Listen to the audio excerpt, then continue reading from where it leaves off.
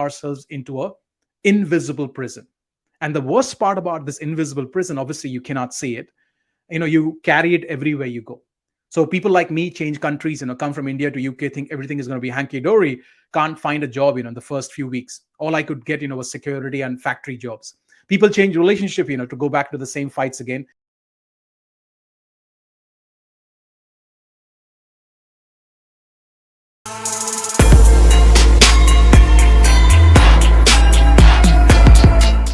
Everything in your life will be defined, by the mindset you carry. That's correct. You may have heard about a statement, and if you have heard about the statement, you can, put a yes in the comment section, or probably, add something else if you want to. They say, think out of the box. And my mentor, would use this with me 12, 13 years back when I was getting trained to become a speaker. And I did a few things differently, and it worked in the moment. But later on, it didn't have a long-lasting impact on my mind or on my brain. And I started questioning, this whole technique of thinking out of the box and then going back in the box. And then I realized, that every human being, yeah, including you, my friend, that's correct. Every human being, we have been blessed with a powerhouse. And when we can become a better manager of that powerhouse, we can create more, we can do more, we can have more in life. And what is that powerhouse is? This is that powerhouse we carry. You actually heard me correct. Your mind is your powerhouse. And when you become a better manager of your powerhouse, you can create more and do more. Now, your powerhouse, is divided into two parts as per different research. One is called the conscious part, by which you're listening to me right now. And there is something called the subconscious mind, which is the major part of your mind, which does a lot of things for you automatically without you being aware of it. Right now, while you're breathing, as you listen to me, it's happening through your subconscious brain. You always have sensations in our body. And if I point something called a sensation underneath your feet right now, yeah, if you're barefoot like me, or you're wearing shoes, slipper, whatever that you're wearing, underneath your feet right now, there is a sensation. Yeah, there is a feeling underneath your feet right now. As I mentioned, you become conscious about it. But even before I mentioned it was there, but you are consciously choosing not to look into it. And that's the beauty, of how our powerhouse has been designed for us. And a lot of our decisions, a lot of our reflections to life actually comes from that subconscious mind. And when you can make that subconscious mind become more stronger and powerful, you will have a great journey on this life. And that is the reason, I think when you are born for greatness, because every human being, they say every child is aspiring to be a superstar one day. I don't know about your journey. I can tell you about my experience. When I was growing up in that one-room house in Calcutta, we used to sleep on the floor, all four of us. And we had two windows. I would look through the windows and I would dream, of becoming a Bollywood star one day. Obviously, because of the wrong mentoring and coaching, I gave up my Bollywood career, when I was probably 10 years old. And I thought, I'll be a great cricket player, international player. And again, because of the wrong mentoring and coaching, I started shrinking. From international, I came down to national. Then I came down to state player for West Bengal, then district player. And then after a few days, my cricket career went down the drain and never came back for me. And that's what happens for every human being. Every human being is aspiring to be a superstar. Doesn't matter whether they're born in India or UK or Vietnam or Pakistan or Australia or Sweden. Every child, they say, what, is aspiring to be a superstar. And this is the time, when I realized, sitting in a restaurant in London, that why do one has to think out of the box and then go back in the box? Why not just break the box, which we were to begin with, unlimited human being?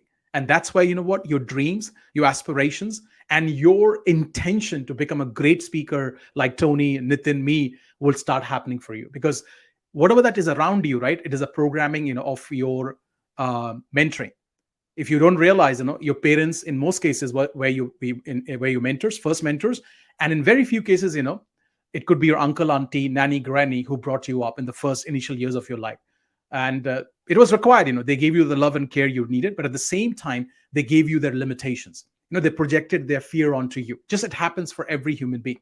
And you started drawing a limitation, somewhere in your brain.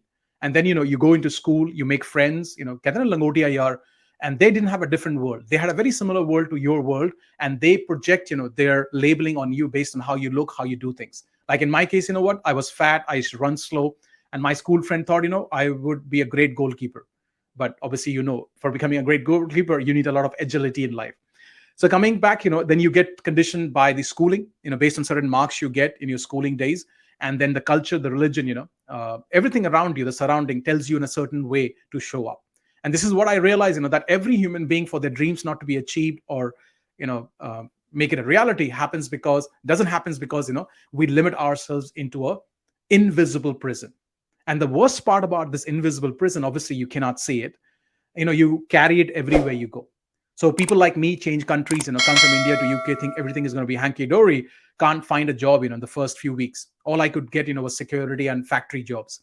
People change relationship, to go back to the same fights again. People change jobs, to go back into similar problems again. So you have to do something about this box. You have to break it, for you to be the unlimited human being which you are.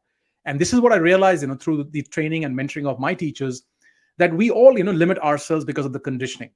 Again, this is something I would like to repeat, and maybe twice before I give it to you. I'm just letting you know, you can write this down. Okay. Identity is not who you think you are. Identity is who you choose to be. I'll repeat that for you one more time. Identity is not who you think you are. Identity is who you choose to be. That's correct. So if you choose to be, let's say, a top Bollywood star, you can be. If you choose to be a great cricket player, you can be. If you choose to be a great business person, you can be. But in that choose word, you have to understand the passion you carry. If you don't have interest, or if it is not your passion or purpose, whatever you want to call it, doesn't matter. I'm not stuck up with the words in life. I give a lot of replacement words so that you understand the underneath meaning behind it. If you are not passionate about that particular skill or topic, your rational brain will always give up. So you got to have passion to begin with. You got to be okay to ask for help from the right teachers and mentors, which means you're willing to take on board at least one mentor. In some cases, it could be more than one teacher or mentor. And then you're willing to be patient to do something called deep practice for hundreds of hours to a few thousand hours, And then you have to be okay to be waiting for a couple of years. That's where mastery lies. They say it takes average 10,000 hours of deep practice. It takes around 10 years. It takes the help of one mentor minimum, sometimes maybe more than one, and it needs to be something you're passionate about to begin with. You will reach greatness in your life. You will reach mastery in your life. So coming back, if public speaking is something you desire to have, and I understand the reason, for a lot of people to have this, because I was one of them in the past. When I saw Tony Robbins with 11,000 people, I said, oh God, what a great experience to be on stage, and people admiring you. 10,000 people admiring you, jumping up and down, making them say, yes, yes, yes, will be a great thing. But then after a few years of being on this journey, I realized it's not about the fame, which makes you a great speaker. It's about the intention to serve, which makes you a great speaker. Because public speaking is all about adding value. Public speaking is all about, inspiring people. Public speaking is all about empowering them. Public speaking is all about leaving them better than where you found them. And if you are willing to serve them, sales, revenue, whatever that you want to do at the end, as in terms of where you want to take the audience, will kind of automatically happen for you. So coming back, public speaking is all about teaching.